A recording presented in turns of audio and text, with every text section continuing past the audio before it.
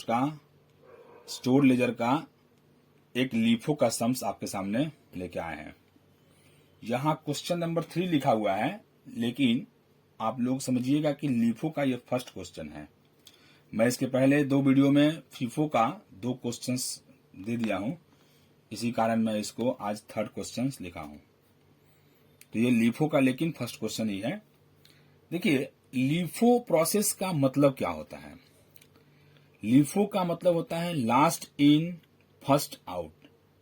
इसमें आपको क्या करना है, जो स्टॉक आपका लास्ट वाला होगा, इशूड करते समय पहले आप उसको इशूड करोगे, लास्ट वाला स्टॉक को पहले। जैसे मैं आपको एक एग्जांपल देकर बता रहा हूं, अगर आपके पास 1 अप्रैल को अगर 500 अगर स्टॉक है और आपने अगर 5 अप्रैल को अगर आपने 1000 स्टॉक और परचेज किया, तो आपके पास 2 स्टॉक हो गया, पहला वाला 500, दूसरा वाला 1000। तो अगर 10 अप्रैल को अगर आपको इशूड करना होगा, तो आप लास्ट वाला स्टॉक, दैट मीन्स 5 अप्रैल वाला स्टॉक जो होगा 1000, उसे पहले आप इशूड करेंगे। यह है लीफो प्रोसेस का मतलब। तो आपको बताता हूं मैं, ये क्वेश्चंस रहा हमारे पास। The particulars of receipts and issue of a material in moon factory in April 2024 are as under.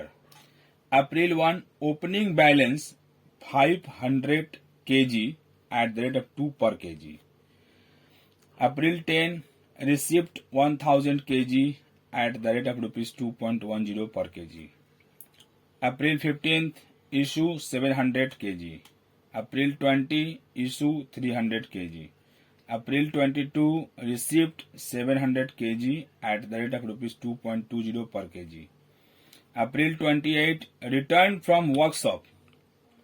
Out of issue on 20th April 50 kg. मतलब 20th अप्रैल को जो हमारा स्टॉक इशूड हो गया था, हमारे पास से चला गया था हमारे गोडाउन से, वो स्टॉक रिटर्न हमारे गोडाउन में चला आया। हमारे गोडाउन से वो इशूड होकर के वर्कशॉप में चला गया था, और वो वर्कशॉप से क्या हुआ, वो स्टॉक फिर हमारे गोडाउन में रिटर्न आ गया। तो जब भी वर्कशॉप से कोई भी अगर स्टॉक आपके पास, कोई भी गुड्स अगर रिटर्न चला आए, तो उसको हम लोग रिसिप्ट कॉलम में दिखाते हैं, मतलब हमारे पास वो स्टॉक और बढ़ गया। Pricing of issue is to be done on LIFO basis. बोला है लीफो मेथड से बनाने के लिए, prepare the store ledger account for the month of April 2024 in respect of the material. यह है क्वेश्चंस। अब देखिए, आपको मैं इसका आंसर दिखाता हूं। यह है इसका आंसर। 1 अप्रैल को आपने क्वेश्चंस देखा था, तो आपके पास ओपनिंग बैलेंस थे 500 kg। ओपनिंग बैलेंस 500 kg 2 के रेट से मल्टीप्लाई करने पर आ गया 1000। फिर आपके पास देखिएगा इस क्वेश्चंस में, फिर एक बार हम आते हैं क्वेश्चंस के तरफ में। तो 10th अप्रैल को रिसिप्ट हुआ था 1000 kg 2.10 पर kg के रेट से। तो देखिए 10th अप्रैल को हमने दिखाया सॉल्यूशन में कि 1000 kg रिसिप्ट हुआ 2.10 के रेट से, दैट मीन्स मल्टीप्लाई करने पर अमाउंट आ गया 2100। तो हमारे पास बैलेंस हो गया 500। पहले वाला जो स्टॉक था वो भी दिखाएंगे, और जो अभी मैंने परचेज किया रिसिप्ट हुआ 1000, इसको भी शो करेंगे। तो 500 था 2 के रेट से 1000 रुपीज मल्टीप्लाई करने पर आया। 1000 स्टॉक जो मैंने परचेज किया 2.10 के रेट से 2100, दैट मीन्स 3100 टोटल अमाउंट हो गया। अब 15th को इशूड हो गया 700 kg। तो जब 15th को इशूड होगा 700 kg, तो यही आपको लीफो मेथड्स के बारे में समझना है, लास्ट इन फर्स्ट आउट। तो 700 जब kg आप गुड्स इशूड करेंगे, तो आपके पास 2 बैलेंस थे, एक 500 और एक 1000। तो लीफो का मतलब ही याद कीजिएगा आप लोग, लास्ट इन फर्स्ट आउट। तो आपका स्टॉक लास्ट वाला कौन सा है, 1000। तो आप इस 1000 से 700 गुड्स को इशूड करेंगे, इसीलिए आप 2.1 के रेट से 700 केजी गुड्स को इशूड किया जाएगा। 1470 मल्टीप्लाई करने से आया अमाउंट।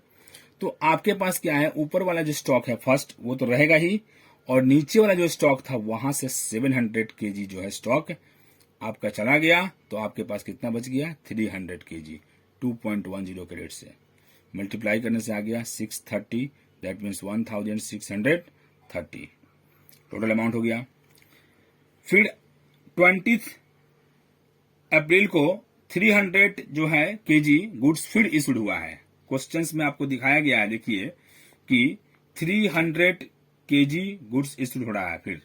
तो 20 अप्रैल को 300 जब केजी गुड्स इशूड करेंगे तो हमारे पास दो स्टॉक ही है, एक 500 एक 300। तो हमने क्या किया, इस 300 नीचे वाला स्टॉक को ही कंप्लीटली इशूड कर दिया 2.1 के रेट से। अब हमारे पास जो है ये 300 केजी गुड्स 2.1 के रेट से चला गया, इशूड हो गया, इसको मल्टीप्लाई करने से आया 630। तो हमारे पास बचा कौन सा स्टॉक, 500 ओनली 500 जो है केजी गुड्स बचा 2 के रेट से। 500 इंटू 2 हो गया 1000। इसका मतलब देखिए आपको समझ में आ गया होगा, ओपनिंग बैलेंस था 500, फिर मैंने 1000 परचेज किया था यहां, तो दो स्टॉक हो गए थे। तो जब मैंने 700 पहले इशू किया 15 अप्रैल को, तो ये 1000 में से चला गया 700, फिर भी इसमें का स्टॉक बचा था कितना, 300। फिर जब मैंने 300 इशू किया तो यही स्टॉक चला गया 300, तो आपके पास अभी भी ऊपर वाला स्टॉक 500 बचा हुआ है। यही है लीफो का rules, last in first out, यानी लास्ट वाला स्टॉक को पहले इशू करना होगा। फिर 22 अप्रैल 22 अप्रैल को क्या हुआ, हमारे पास जो है रिसिप्ट हुआ 700 केजी 2.20 के रेट से। 700 केजी जो है 22 अप्रैल को 2.20 के रेट से आया, रिसिप्ट हुआ। तो टोटल अमाउंट कितना हो गया, मल्टीप्लाई करने से 1540। तो फिर मेरे पास जो है स्टॉक क्या है, पहले वाला स्टॉक जो था वो तो लिखेंगे ही हम लोग, फिर मैंने 700 स्टॉक को यहाँ लिख दिया।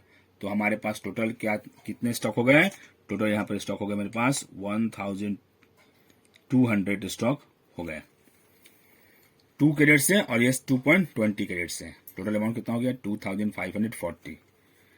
अब 28 अप्रैल को क्या था, 28 अप्रैल को हुआ कि जो गुड्स इशूड हुआ था 20 अप्रैल को 300 स्टॉक, यही स्टॉक हमारे पास रिटर्न चला आया।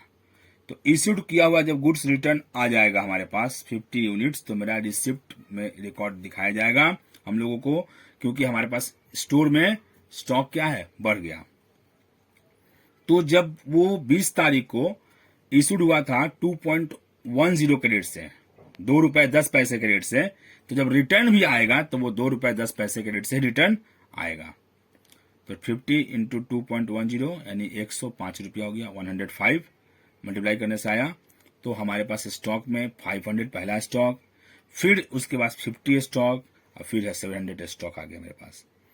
ये 500 स्टॉक के बाद 50 स्टॉक लिखे, फिर 700 स्टॉक लिख दिए। अब हमारे पास टोटल कितना हो गया, 1250 स्टॉक हो गए। मल्टीप्लाई कर दिए मैंने 500 को 2 से, तो 1000, 50 को 2.1 से 105, और 700 को 2.20 से 1540 हो गया। अमाउंट हो गया 2645। जो यहाँ रिटर्न आया था ना, रिटर्न फ्रॉम वर्कशॉप, तो मैंने रिमार्क्स में दिखा दिया, रिटर्न फ्रॉम वर्कशॉप। ये आप लोग भी स्टूडेंट लिखोगे रिमार्क्स में, जब भी गुड्स रिटर्न होगा वर्कशॉप से तो उसको भी लिखोगे। अगर गुड्स शॉर्टेज होता है तो भी आप रिमार्क्स में दिखाओगे शॉर्टेज, इससे आपको फुल मार्क्स मिलेंगे। तो ये हमारा लीफो प्रोसेस का सम्स कंप्लीट हुआ। किसी स्टूडेंट्स को अगर लीफो प्रोसेस में कोई और डाउट हो तो बोलिएगा कमेंट बॉक्स में, मैं दोबारा एक और क्वेश्चंस सेंड करूंगा।